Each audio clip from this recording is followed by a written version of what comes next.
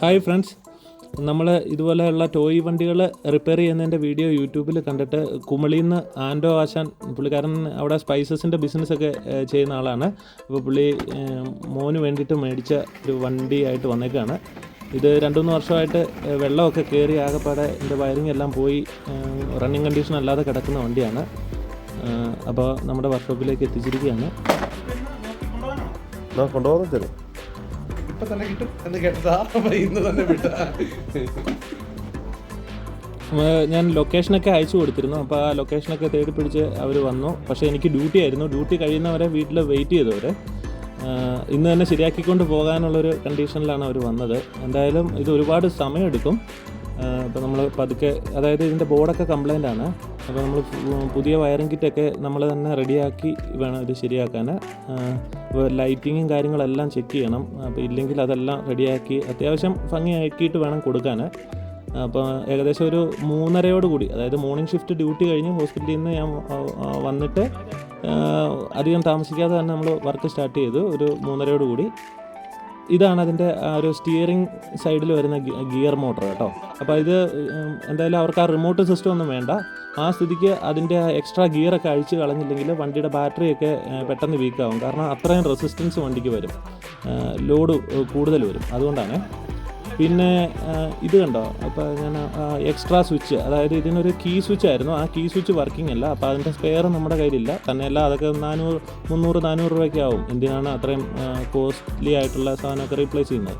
അപ്പോൾ നമ്മളൊരു additional switch അവിടെ ഒരു പുഷ് ബട്ടൺ സെറ്റ് ചെയ്ത് കൊടുക്കുകയാണ് കീക്ക് പകരമായിട്ട്. കീ അവിടെ ഉണ്ട്, പക്ഷേ അത് ഡമ്മിയായി മാറും. പിന്നെ നമ്മൾ ബൈപ്പാസ് ചെയ്തിട്ടാണ് കുറേ വയറിംഗ് ഒക്കെ ചെയ്യുന്നത്. അപ്പോൾ അതിനുള്ള പോർട്ടുകളൊക്കെ ജസ്റ്റ് ആ ഡാഷ്ബോർഡിൻ്റെ അടിയിലായിട്ട് നമ്മുടെ സൗകര്യത്തിന് നമ്മൾ കസ്റ്റമൈസ് ചെയ്തെടുക്കുന്നുണ്ട്. അവരത്യാവശ്യം എൻ്റെ ഏജ് ഗ്രൂപ്പിൽ തന്നെ ഉള്ളവരായതുകൊണ്ട് തന്നെ ഒരുപാട് കാര്യങ്ങളൊക്കെ ഇങ്ങനെ സംസാരിച്ചൊക്കെയാണ് ഞങ്ങൾ ഇത് ചെയ്തുകൊണ്ടിരുന്നത്. അതുകൊണ്ട് തന്നെ സമയം പോയത് അറിഞ്ഞില്ല. നമ്മൾ അഡീഷണലായിട്ട് സെറ്റ് ചെയ്തൊരു ചാർജിങ് പോർട്ടിൻ്റെ ഇൻഡിക്കേറ്ററാണ്. കാരണം പലരുടെ ഇഷ്യൂ ബാറ്ററി ചാർജ് ആവുന്നുണ്ടോ ഇല്ലോ എന്നൊന്നും നമുക്ക് വേറെ ഇൻഡിക്കേഷനോ കാര്യങ്ങളോ ഒന്നും കാണിയല്ല. അപ്പോൾ അതിന് വേണ്ടിയിട്ടാണ്. വയറിംഗ് ഒക്കെ കഴിഞ്ഞിട്ട് നമ്മൾ ആ എക്സ്ട്രാ കിടക്കുന്ന വയറുകളെല്ലാം ഓർഗനൈസ് ചെയ്യാൻ വേണ്ടിയിട്ട് അന്നേരം തോന്നിയ ഒരു ഐഡിയ ആണ്. ജസ്റ്റ് ആ ട്യൂബ് ലൈറ്റിൻ്റെ ഇങ്ങനെ ഒരു പ്ലാസ്റ്റിക്കിൻ്റെ പോലത്തെ ഒരു സാധനം ഉണ്ട്. അത് കട്ട് ചെയ്തിട്ട് ഇങ്ങനെ റെഡിയാക്കിയിട്ട് സ്ലീവ് പോലെ ഉണ്ടാക്കിയാണ് ഈ ബോഡിയിലേക്ക് നമ്മൾ സ്ക്രൂ ചെയ്ത് സെറ്റ് ചെയ്യുന്നത്. അപ്പോൾ അത് വളരെ നീറ്റായിട്ടിരിക്കും. അല്ലെങ്കിൽ വയറൊക്കെ ഇങ്ങനെ അൺഈവനായിട്ട് കിടക്കും. അപ്പോൾ പിള്ളേരൊക്കെ വലിച്ചു പറിച്ച് പൊട്ടിച്ച് കളയാനൊക്കെ ഉള്ളൊരു സാധ്യതയുണ്ട്. ഇതിപ്പം വളരെ വൃത്തിയായിട്ടാണ് ഇരിക്കുന്നത്. സാധാരണ എൻ്റെ അടുത്ത് പണിയാൻ പറ്റുന്ന വണ്ടി ആദ്യമേ വയറിംഗ് കിറ്റെല്ലാം മാറേണ്ടതുണ്ടെന്നുണ്ടെങ്കിൽ ഫുള്ള് കഴുകിയിട്ടൊക്കെയാണ് പണി സ്റ്റാർട്ട് ചെയ്യുന്നത്. പക്ഷേ അവർക്ക് കഴുകണ്ട, കുഴപ്പമില്ല, പെട്ടെന്ന് തീർത്ത് തന്നാൽ മതിയെന്ന് പറഞ്ഞിട്ടാണ് വന്നത്. ഇത് ആ ബമ്പറിൻ്റെ ഒക്കെ ലോക്കെല്ലാം പോയി കിടക്കുമായിരുന്നു. അതെല്ലാം നമ്മളൊന്ന് ചൂടാക്കി ഒന്ന് ബെൻഡ് ചെയ്ത് കറക്റ്റ് ലോക്കാവുന്ന രീതിയിലേക്കൊക്കെ ആക്കിയിട്ടുണ്ട്.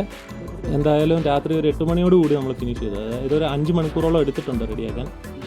നിങ്ങളുടെ വീട്ടിലും ഇതുപോലെ കേടായ വണ്ടികളൊക്കെ ഉണ്ടായിരിക്കും. അപ്പോൾ ഇത് റിപ്പയർ ചെയ്യാൻ പറ്റുന്ന ചെറിയ ഇഷ്യൂസൊക്കെ പരിഹരിക്കുന്ന ചെറിയ ടിപ്സും ഒക്കെ അടങ്ങിയ നല്ല വീഡിയോസ് തുടർന്ന് നമ്മുടെ ചാനലിൽ അപ്ലോഡ് ചെയ്യുന്നതായിരിക്കും.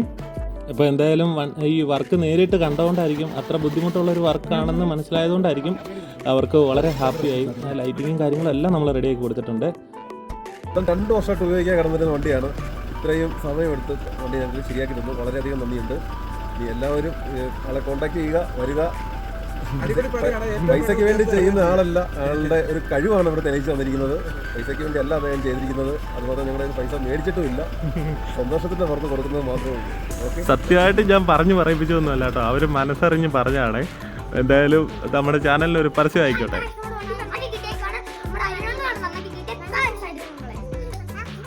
അപ്പോൾ പിള്ളേർ ഹാപ്പിയാണെന്ന് തോന്നുന്നു. വീട്ടിൽ ചെന്നിട്ട് ആൻഡോബായി അയച്ചു തന്ന വീഡിയോയാണ് ഇത്. എന്തായാലും നമ്മുടെ ചാനലിന് ഒരു 2 കുഞ്ഞ് റെഗുലർ വ്യൂവേഴ്സിനെ കൂടെ കിട്ടിയിട്ടുണ്ട്. ആശാന്റെ ഫാൻസായിട്ട് 2 പേരോട് ഇരിപ്പുണ്ടോ. ആശാന്റെ ഫാനായി.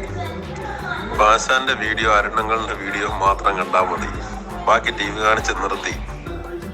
അപ്പോൾ ആൻഡോ ആശാൻ ഇന്നലെ എനിക്ക് വാട്സാപ്പിൽ അയച്ചു തന്ന വോയിസാണ് ഇപ്പോൾ നിങ്ങൾ കേട്ടത്. സത്യത്തിൽ അത് കേട്ടപ്പോൾ ഒരുപാട് സന്തോഷമായിട്ടോ. നിങ്ങളെ എല്ലാവരും അത് കേൾപ്പിക്കണം എന്ന് തോന്നി. പ്രത്യേകിച്ച് ഒന്നും ഉണ്ടായിട്ടല്ല, എൻ്റെ ആ ഒരു സന്തോഷം അത്രത്തോളം ഉണ്ട്. അതുകൊണ്ടാണ് കേട്ടോ.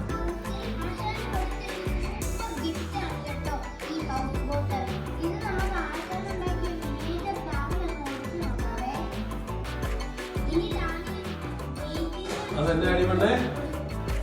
ആ ഗേറ്റിലുള്ള എന്നതാ പ്ലേ ബട്ടണോ? ഓ ഇതൊക്കെ നിനക്കറിയാമോ? Silver play button. അത് നമ്മുടെ ഗേറ്റ് അല്ലേ, ആശാൻ